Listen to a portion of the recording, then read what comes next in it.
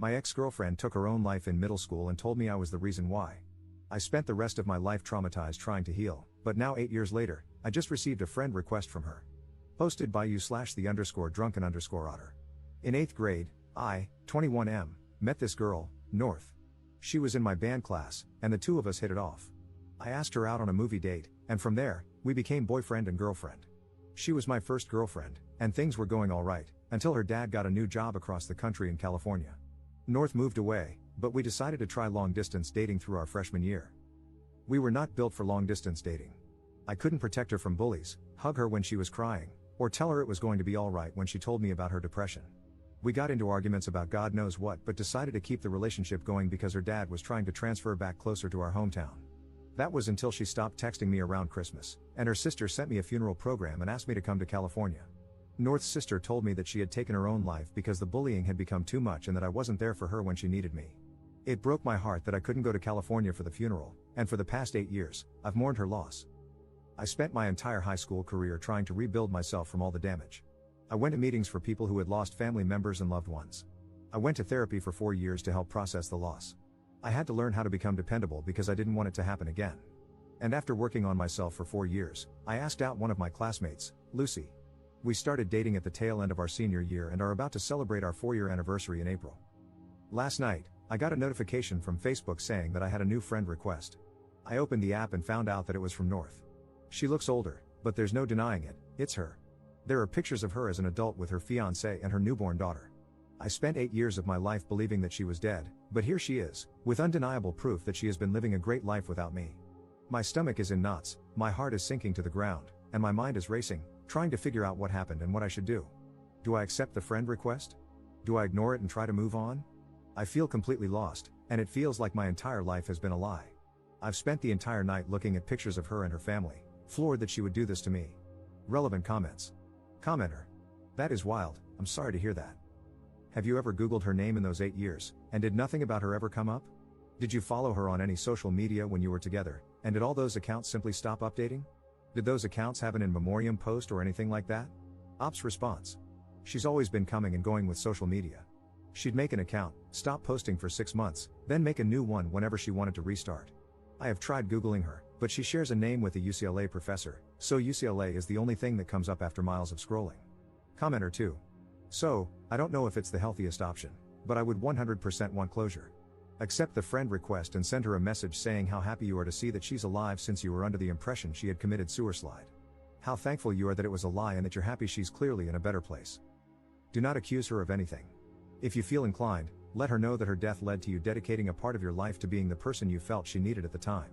Let her apologize if she does, don't feel inclined to accept it, and feel free to let her know that she caused a lot of hurt. I wouldn't engage beyond finding closure, and I 100% would block her after getting it. Ops response.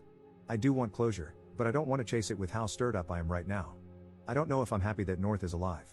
Don't get me wrong, I don't wish death upon her, but I feel upset that she would do that. I dedicated a third of my life to her, and now that dedication feels like it's been ripped from underneath me. A part of me is happy that she's alive, but I'm also angry, devastated, and heartbroken that I wasn't the person she could simply talk to, that I was such a little crap that it was easier to fake her death than to break up with me. But so much has changed for me because of this. I'm happy with how my life is turning out, but so much of that came from wanting to do right by her memory. And now it's just, I don't know what it is, but I know it sucks. Update same day. Thank you to all who have responded. I want to get to each and every one of you, but for now, I hope this update will do. For now, I have decided to wait until Lucy gets home from work before I make any decision on whether or not to accept the friend request. I want to know what she thinks, and I can always depend on her to keep me level-headed. But until then, I just kinda want to sort out my feelings. I remember the day I found out about North's supposed death. It was a few days before Christmas, and the snow had just started to hit the ground.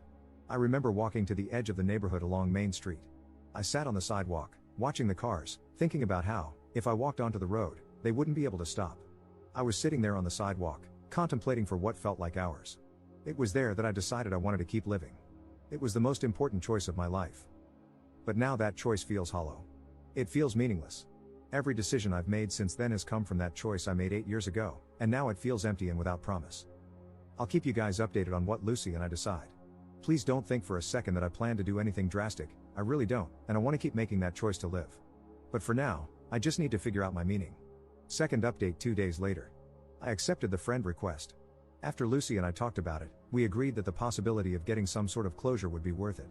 So I accepted the friend request and sent out a text saying hello. About half an hour later, I received a notification that North had responded. We started talking a bit, discussing how our lives had been. Turns out, she and her fiancé were in town visiting family, and it made her think about all the hurt she had caused me. She said she wouldn't feel comfortable moving on with her relationship without knowing if I was okay.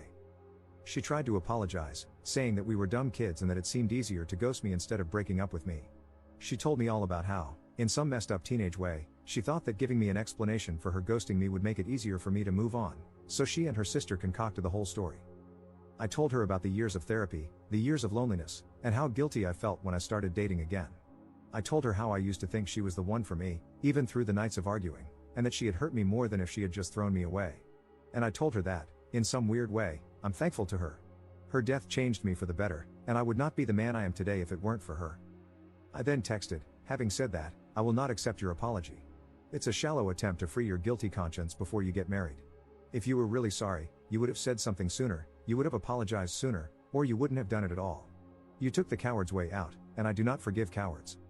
She said she understood but hoped that one day I could move past the hurt she caused me and find it in my heart to forgive her.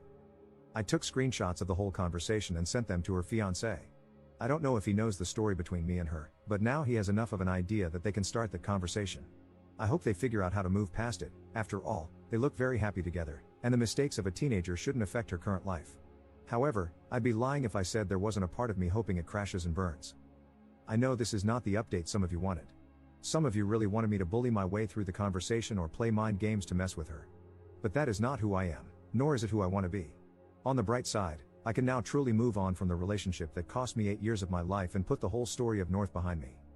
Thank you to everyone who helped me find the courage to face this head on, thank you to everyone who sent kind words, and thank you to the guy who DM'd me the number for the sewer slide hotline. I won't need it for the foreseeable future, but I appreciate it nonetheless. Notable comments. Commenter. All of that seems just so unnecessary. I want to break up with him, but I'm a coward, so I don't want to tell him directly. So, I'm just gonna ghost him because that's easier than breaking up with him. But I want it to be easier for him to move on, so I'll have my sister create a funeral brochure and make up a lie about me killing myself. But we're also going to blame him for not being there to protect me, so much for sparing his feelings, I guess. I'm also going to invite him to my non-existent funeral, and phew, thank God he didn't try to come at all, that would have been really awkward. Commenter 2.